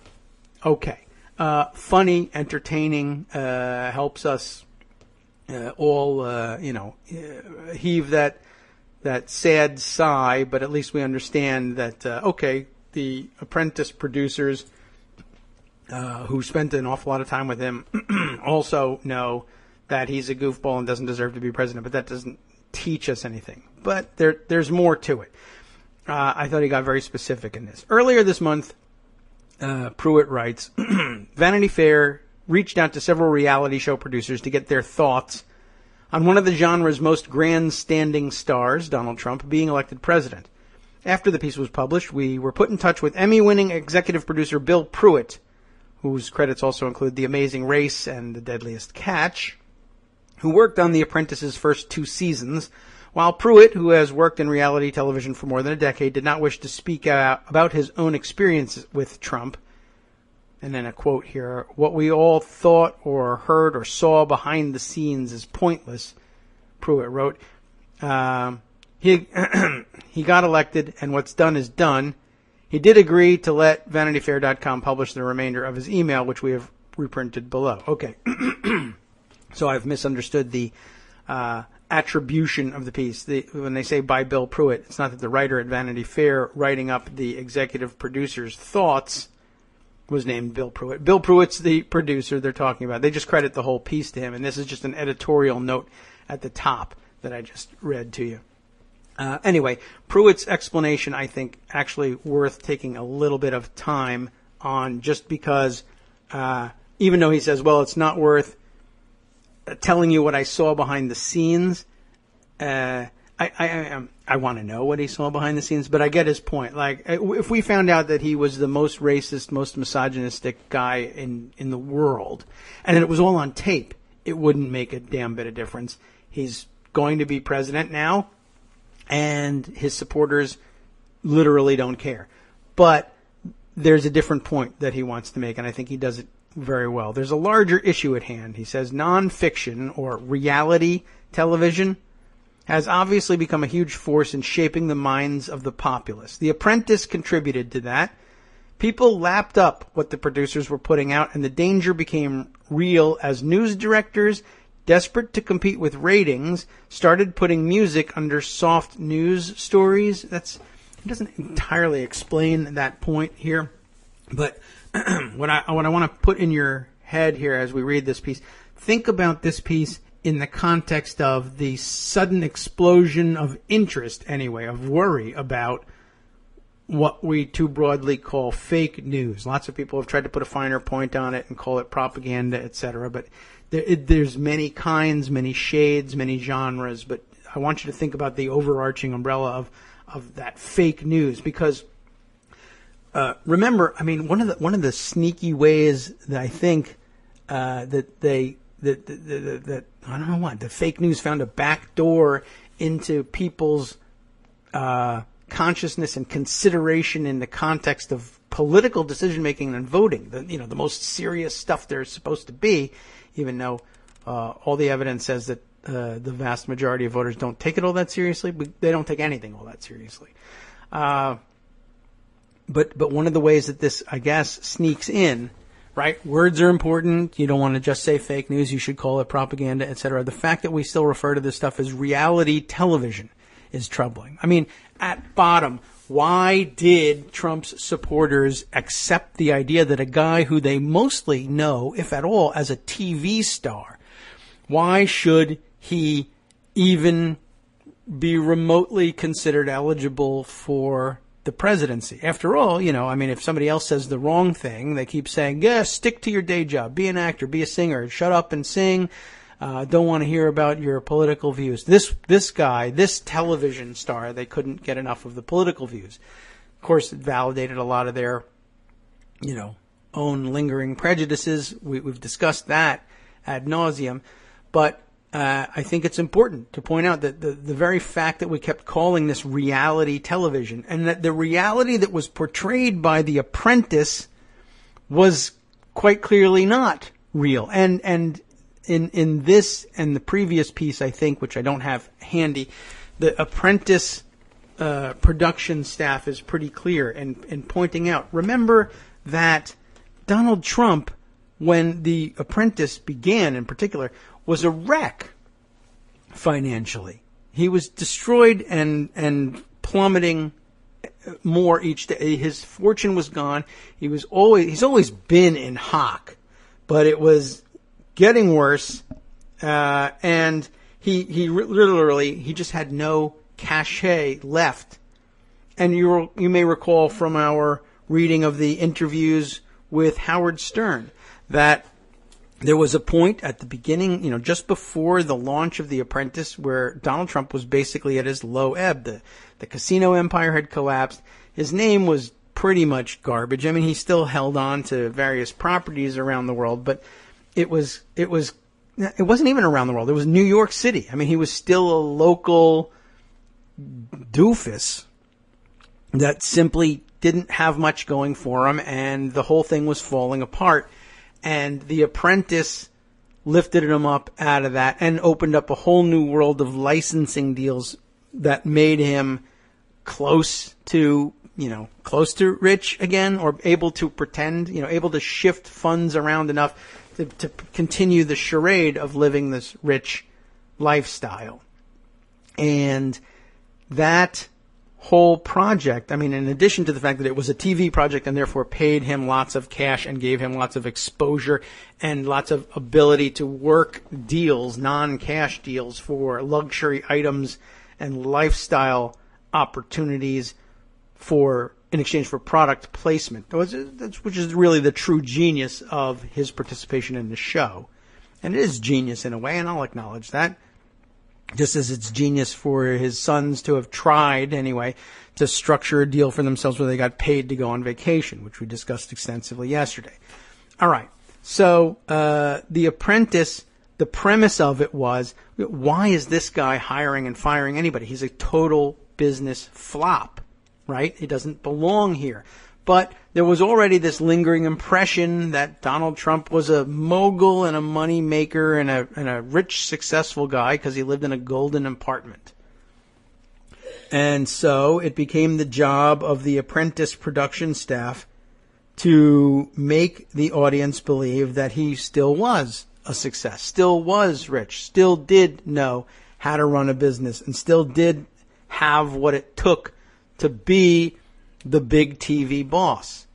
He didn't, but that's okay. It was their job to make it look like that, and that's okay because it's television, it's entertainment. Who cares? It doesn't mean anything real. No one's going to live or die based on this. It's just a TV show. On top of which, well, one, that wasn't true, and two, it wasn't that entertaining, and three, it had the benefit of existing under the umbrella of what kind of television? Reality television. It was fiction, but the people involved used their real names. And so, therefore, it's reality television. And that's, from there, you're watching it on television in the Rust Belt where you have no hope about anything or whatever, and everybody's being exploited by coastal elites, et cetera, et cetera. Anyway, they're being fed this on television and told, this is reality. He is this business success. He is this extraordinarily rich person. He does have this fantastic business sense. He does know how to make decisions that get things done. He doesn't. But we told you he did through selective editing. And now, back to Bill Pruitt's version of it.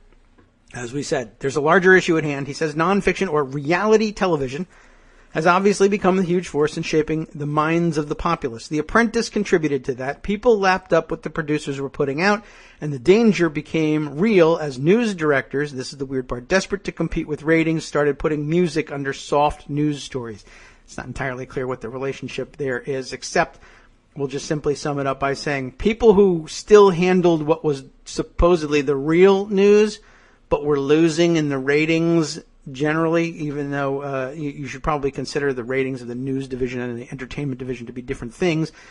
The business bottom line, the MBA world said, why can't the news perform more like the entertainment division? Well, they're two different things. Well, make them more similar.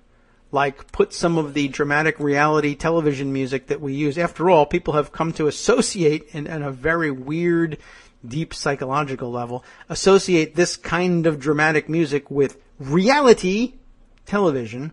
And after all, isn't the news the ultimate in reality television? Just put the music there. People like the music.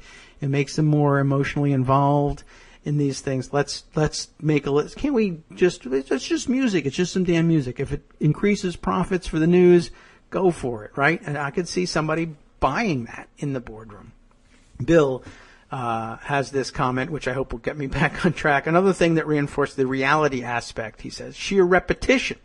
If Trump keeps getting renewed season after season, he's real. He certainly is real as a success. It's the most successful, huge show on television. Everybody loves it. If that wasn't the case, the market would speak. We wouldn't be getting renewed. And he's got a point there. Except, well, you're getting renewed because it's making money, and it's making money for all the producers involved and the stars involved, and it's cheap to produce, so they keep doing it.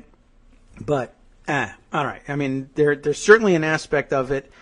You can't deny that there was at least some market demand for it. Ratings are ratings. Of course, eventually they decided, the only way for us to get more ratings out of it is to put celebrities on it. People are bored with seeing regular people bang their head against the wall. We want some celebrities doing it. And then, I mean, at that point, you're like, it's not reality television anymore. Now it's just celebrities who don't need to do this, pretending they do need to do it, but using their real names. That's not what... All right, never mind. Moving on. Pruitt says, Facebook started pushing altogether fake news. We know of all but that. Opinions on Twitter became truths over lies. People who were prone to clickbait, no matter how salacious or factually questionable it was, and the entire journalism world turned on its head. Well, that rushes through things a little bit, but I feel Bill wants us to move on. Not Bill in Portland, Maine, but Bill Pruitt. Although both Bills want us to move on. I want to move on. Let's go.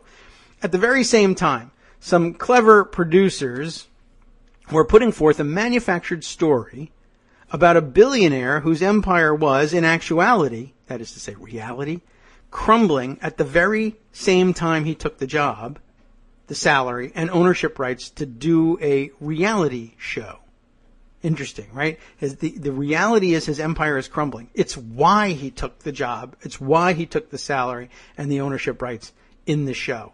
Calling it a reality show was just an ancillary benefit. I don't think he thought that through. That is to say, Trump. He doesn't think anything like that through. It's just a TV show. Money. I'll do it. The Apprentice was a scam put forth to the public in exchange for ratings. And it was. But again, at the time, who cared, right? You're taking, what's the difference? Whether you take a one-time very rich person who blew it all because he's a business idiot and a philanderer and a loser and a degenerate. What's the difference whether you take him and make him the star of the show, which is edited to look like it's a show about a successful guy being successful? What's the difference between doing that and casting a show with an actor who you tell everybody is playing the part of a rich guy being successful? You know, ultimately, in the entertainment world, who cares? It doesn't make a difference. The money that's coming in is what makes a difference.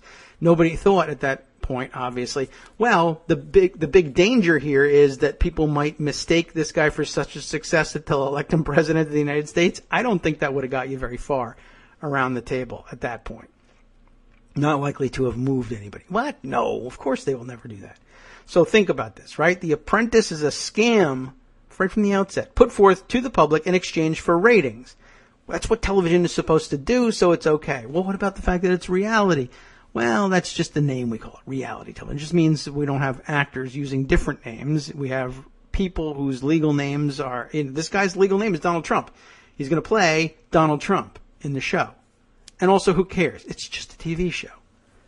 So, it's a scam. Big deal. We were entertaining. And the story about Donald Trump and his stature fell into some bizarre public record as truth. I guess it got snuck in there under the name reality. This is nothing new, and the impact it's having on the history of the world is best depicted in the Academy Award-winning film Network, which is, of course, a satire. Tom Wolfe's The Bonfire of the Vanities tried to outwit the headlines, but things have gone completely off the rails now with regard to how storytellers have to work double time just to keep up with the awful and true antics of, say, Kanye West. the separating HGTV home makeover couple. I have actually heard of them. I forget what their name is, but that story's crossed the radar. And now our president-elect. Desperate times call for desperate measures. Supermarket tabloids are being thrust from the podiums of congressmen and Supreme Court justices. Smart people are playing dumb, and now it's pretty safe to say that the man behind the curtain, Vladimir Putin, and his merry band of hackers has done a decent job of playing puppet master, no puppet, doing a Jedi mind trick on the world so that he and ExxonMobil could strike deals that would make them and the other 1% more rich and powerful than they already are. So, it's more than just about lewd, lascivious behavior and narcissism on the set. That's his excuse for why I won't be showing you the videotape and audio tapes of Donald Trump being racist, sexist, misogynist, narcissistic behind the scenes. It's, in fact, he says, about a complex global system that uses the media to construct its allies and to sway the populace to move like lemmings, toward the ballot box. We are masterful storytellers and we did our job well. He wasn't thinking about the ballot box at the time, but he was thinking about making dollars from entertainment. He did do that job well. What's shocking to me is how quickly and decisively the world bought it. Did we think this clown, this buffoon with the funny hair would ever become a world leader? Not once, ever.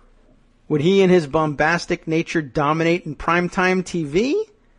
We hoped so.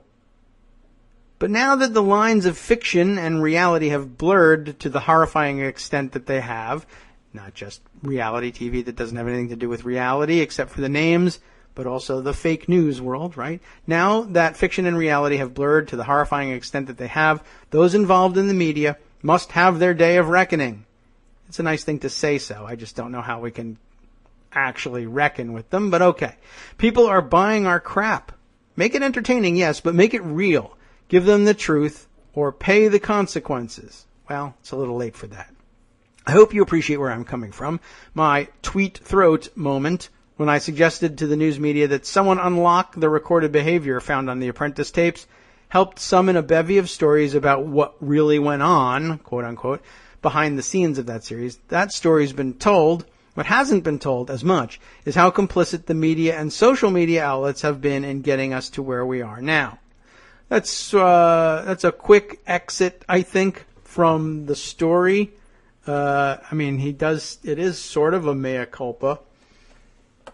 But, I'm looking for more at this point than just a symbolic, lashings for himself. Okay, I understand you acknowledge your role in all this, but he's still president. What am I going to do? Well, okay. There's not very much that's going to be done about that, whether he tells us what happened behind the scenes or not, or whether he says he accepts responsibility for it or not. I just thought it was at the very least, it was well worth diverting down this path to give ourselves another piece of the puzzle, I think, of the fake news puzzle. We're all baffled as to exactly how we got here. We see parts of the path, and it's just, there's some cognitive dissonance involved in it. There's some epistemic closure involved in it. Some filter bubble, to use the, was it Eli Pariser's, I can't recall whether that was his phrase for it, but the filter bubble effect in there. There's the information diet type way of explaining what's going on here. But I think this perhaps has been overlooked in all this. The fact that they continue to label this as reality television when in fact it's anything but. And there were better pieces, longer pieces out there that explained just how manipulative the Apprentice staff was in putting together their narrative. Again, it would have been hard to blame them at the time because, of course, they didn't think... If they knew that they were... If there had been a season of The Apprentice that was dedicated to his run for the presidency, I doubt very much that they would have conducted it in the same way, people wouldn't have agreed to do the manufacturing that they did. But I know it's probably in pocket somewhere. I'll see if I can dig it up. That might make some interesting Friday discussion or Monday discussion, depending on how we run things. But there was they're very upfront in discussing putting together The Apprentice, the editors, talking about not just the footage that they got from behind the scenes and how much they had to edit out in terms of his being misogynistic or racist or xenophobic or whatever on set, and just saying, edit that out, or it was understood that you would edit that out, but that they would have to very frequently do some really creative editing after the fact to make it appear for the show's purposes. And this is actually critical to all this. And so now I really have to, I will dig it up. I'll provide the link at the very least, or we'll discuss this a bit further. But I know we must have, now my memory fails as to whether I read it independently or whether I discussed it on the air. But the editors were very clear in saying we very frequently had to do some very creative editing in order to make it appear, for purposes of the show, that Trump had made his firing decision of the day for some purpose, legitimate or otherwise. But they very often found that he was making his firing decisions based on absolutely nothing, or absolute crap, or mustaches for that matter, which we now find out it's relevant because it's actually affecting the composition of his government, and therefore we assume world affairs in the future. But hey, we don't know. Maybe they're all just going to hang out at Mar-a-Lago and do nothing. I have no idea. But on the assumption that he intends to run a government and have some impact on the world around him, it is important to note that he's casting people the same way he would cast them in The Apprentice, and that the editors of The Apprentice tell us he frequently made decisions on no basis whatsoever, or on horrible bases that would be unacceptable in any context, including the business context. But the narrative of the story was, this is a genius businessman. You need to watch this show and watch the decisions he makes and how he makes them, and our story about telling you how he makes them, because the premise of the show is, this guy's such a winner. This guy's such a money maker. He tells you over and over again, and the whole show is all about him telling you what an extraordinary, awesome person he is and how he wins at everything. And it's the responsibility of the editors of the show to continue to bolster that. And then all of a sudden, now in hindsight, they're looking back and realizing, oh my God, American voters believe, one, this is not Trump's doing, not by himself. I mean, everybody else has been pitching this for a long time. We need a businessman in the White House. We need business leadership because business people know how to get things done. That's a whole narrative that was constructed and would have been constructed just the same without Donald Trump existing. But obviously it's going to be something that he's going to buy into.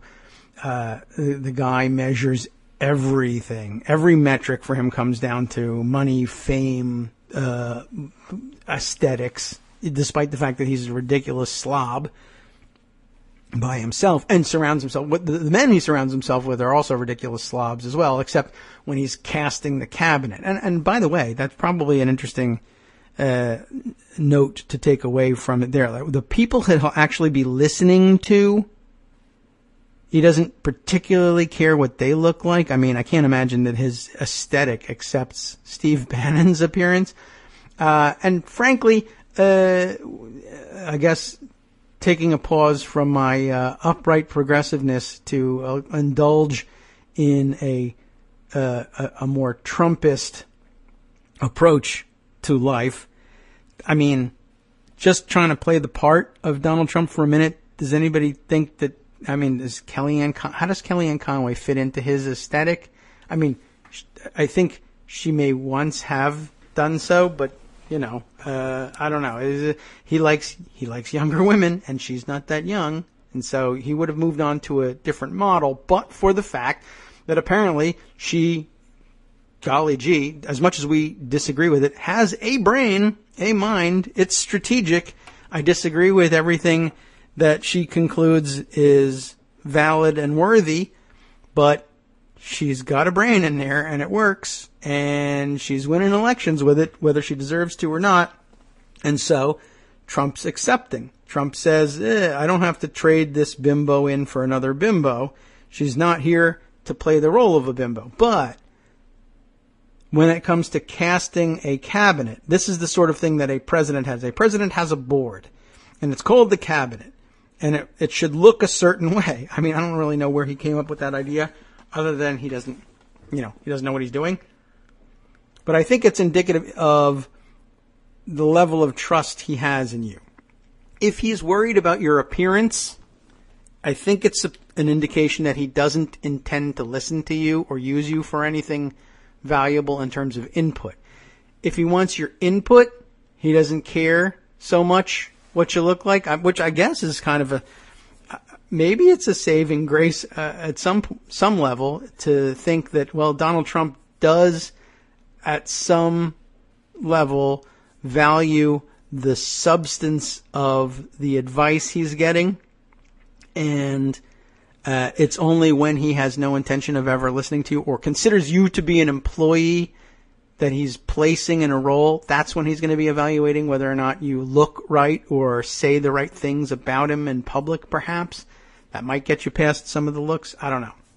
Anyway, I think it's extraordinarily important, though, in coming to understand the larger fake news narrative, to recognize the role of what we now call reality television in that. The idea that we should now be surprised that vast swaths of the country think that the reality is that Donald Trump is a successful businessman who knows what he's doing and who makes decisive moves based on, well, even if it's even if it looks like garbage to many people out there, they instead say, oh no, I don't understand that, but that's because it's operating at such a high level. I don't have the mind for big time business the way this guy does. And when in fact, the Apprentice producers and editors are saying, if you see all of what happened, if you were privy to all the footage, it's not that there's salacious stuff happened. There is, but that's not the point. The point of all this unseen footage is that it tells the real story of what went on behind the scenes, which is that Donald Trump is a mess, an idiot, and has no business sense to speak of. But if you spend enough time editing it and add dramatic music and change the chronology of how things happen, and also, of course, generate interviews after the fact during which you can coach the interviewees to say the sorts of things you need to make the narrative work. This guy got fired for no apparent reason. This person was fired despite the fact that they actually won the challenge. We need to have a logical explanation for this, and they can construct it after the fact. And in television, I guess, in fiction television, that would be entirely acceptable, or you're just fixing a storyline. But passing it off as reality television, it does become problematic if, I guess, you think that you have some responsibility to stick to reality in your reality program, because words mean something. But of course, in entertainment, and in other areas, but in entertainment, I suppose, maybe more readily than elsewhere, they're just willing to chuck that out. Who cares? I mean, reality television, we're not saying this really happened. I'm just saying that's the genre. This is how I make my pitch. My elevator pitch for the story. My high concept pitch is, it's a reality TV series. You gotta understand that beforehand, or I won't get into the boardroom to make my pitch. And sometimes it's just bottom line stuff. What are you pitching me here? Well, it's a story about a billionaire whose business empire is crumbling, and he's going to, whatever. He's going to give up-and-coming, hungry, young business execs the opportunity to prove themselves in his organization, et cetera, et cetera. Wow, sounds expensive. I don't want anything to do with it. It sounds like a cast of hundreds. And you know how expensive that can be. Oh, no. You misunderstood me. I'm pitching it as a reality series. Oh, a reality series. Those are the kind where you don't have to pay cash to all of the cast all the time. But instead, they can be participating in a game show, and their compensation is the exposure and the shot at winning the big thing. Right? You've got to pay the big guy and some of the recurring roles, but and you don't have to set up. You don't have to shoot on location everywhere. You don't have to constantly be doing all the expenses that go along with regular entertainment fiction television are out the window. It's understood in the boardrooms that reality TV is cheaper to produce, and people are eating it up. So all the ad sales, if you sell ads on a reality show, you make higher margins than you do if you're paying for the production of the show, than you do on regular fiction TV. That's all that's, the only reason I call it reality television is it's shorthand for cheaper to produce at this point. It doesn't really have anything to do with reality, but the rest of us out here are like, oh, that's, it's true. It's reality television. Why, look, that apartment is covered in gold. He does have jets. He does have models around him all the time. He is hobnobbing with celebrities. He is a success. He is the billionaire businessman that they said. He is making decisions that are incisive, that cut through the bull, that get right to the heart of the matter and make the show click. Look, after all, he did these things and then success happened, so he must be right. He's never made a wrong decision in his life. Plus, he says so. So, there you go. And he is in the newspaper, in addition to being on my television. Okay, and maybe I'm sophisticated. I understand. They could be editing that. But then I pick up the newspaper, and he's marrying this one. He's got kids with that one. He's dating. He says the women are pursuing him to the ends of the earth. Beautiful, important women. Look at this picture of this ridiculous outfit that Melania is in, and this crazy-looking apartment. And after all, he's donating millions in charity. And, of course, we find out that's a fake, and he's got this business and that business. Of course, they're just licensing deals, and he's building it here and over there. He's not doing anything of the sort, right? But it's all in TV, and our reality news coverage also turns out to be garbage as well. And I guess here we could launch into the whole discussion of video news releases, the old school fake news, and the consolidation of ownership of newspaper chains around the country, so that where there's no longer any budget to cover real, actual local news, which is boring anyway, we can instead have stories about the same stories about celebrities distributed as licensed content to fill the bulk of the paper and the small markets all around the world. And now everybody's following whether or not Kanye West is doing this and Kim Kardashian is doing that. And after all, it's news because they're also reality stars.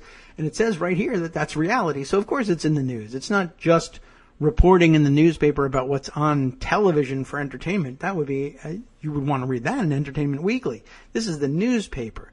You don't want to read about what's on television unless, of course, that television is all about reality. And it says it right here. I don't know. Extraordinarily complex. Probably didn't need to explain it to you quite that deeply. I was just really impressed with the point that Pruitt made in this one. Okay. Well, we're getting along to the end of the show again. We've wasted our time once again. But I don't know. I felt like a lot of this needed some airing. But this does inspire me to continue on and maybe record some discussion for additional shows, either for tomorrow or Monday or both, because there's a lot to go with here, including, by the way, more from Trump's doctor, believe it or not. I thought we had the absolute capper on the doctor yesterday, but no, there's some more backstory to his discussion with Stat News, so I hope it's equally entertaining as yesterday's installation was. Turns out that there's a bit more out there as well about Donald Trump, the actual person who's been elected president, apparently, turning on a dime once again. Now, in addition to his having declared that, well, maybe the big beautiful wall will, at least in some places, let's say for stretches of hundreds of miles, for instance, instead be a fence, or maybe just a line in the dirt that we draw with a stick. But in addition to that, we also found out a few days ago that lock her up was really just a campaign rhetorical device, and we don't really want to do that. They're nice people. I don't want to hurt them. That was rather shocking, even though, and despite that, people kept chanting "Lock her up" at his farewell rallies. So there's that.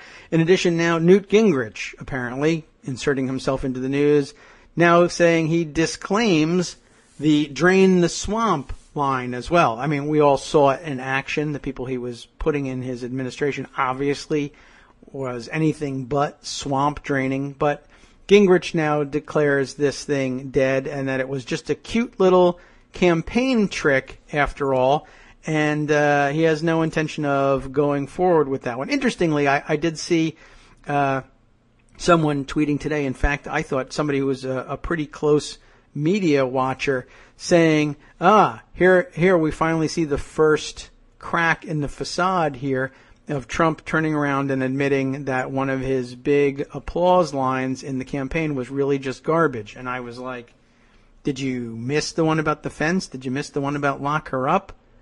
I don't know. Anyway, I wanted to bring that one up just to make this sort of outgoing point for today, something to think about. Okay, we're going to build a wall. I don't mean it. We're going to leave it as is, or maybe just have some fencing. Drain the swamp. I didn't really mean it. We're not really going to do that. Don't take me literally, right? That was the conversation over the last couple of days. Don't take me literally. I'm just speaking symbolically. You shouldn't understand me and take every word I say as literal gospel. And then, of course, lock her up. Well, we don't care about that anymore. That was just a campaign trick, too. Okay, all of those three things, which were pretty major themes, turn out to all just be campaign rhetoric. Fine. We laugh at the Trump supporters who got duped. They were fooled, right, into believing all this stuff would take place. That's what I want, and it's not really going to happen. Now I'm starting to think maybe I'm not so sure about this. We also read the last couple days about all the Kentuckians who were inexplicably Trump fans, worried, though, about the possible loss of their health care coverage should Obamacare, in fact, end up being repealed, as Trump has stated many times on the campaign trail that he would do. And they keep saying, yeah, but I just don't believe it. He couldn't possibly, because it would ruin so many of us. He wouldn't do that. They can't. He wouldn't. And we thought, what a bunch of idiots, right? On the other hand, well, lock her up. He can't turn on a dime on that, can he? He did. The wall, it's going to be a big, beautiful wall. He can't just turn around and say it's going to be a fence, right? Oh, he just did. Drain the swamp. He can't say that was just a trick. Oh, but he just did. Are the Kentuckians right? Is he going to just not repeal Obamacare? I don't think that he's on the same page with the guys in Congress about that one, but what if that was the case? What if that too falls by the wayside? Are the Kentuckians right? Are we the ones that got duped in all this? Something to think about. Always worth wondering whether or not you've been duped in all this. It's also worth wondering, have I just duped you? Was that fake news? Did I make it up? You'll never know. But if you stay tuned, you'll hear more about what is really in the news today, things that I might have ignored. And the after show we'll pick up on in its Thank God It's Jovadi program for the day. 4 of the most prominent white nationalist groups have raised millions in tax-free donations over the last decade after the IRS was pressured to give them non-profit status. How do you suppose that happened, eh? More to come after this. From Daily Kos Radio on networksradio.com.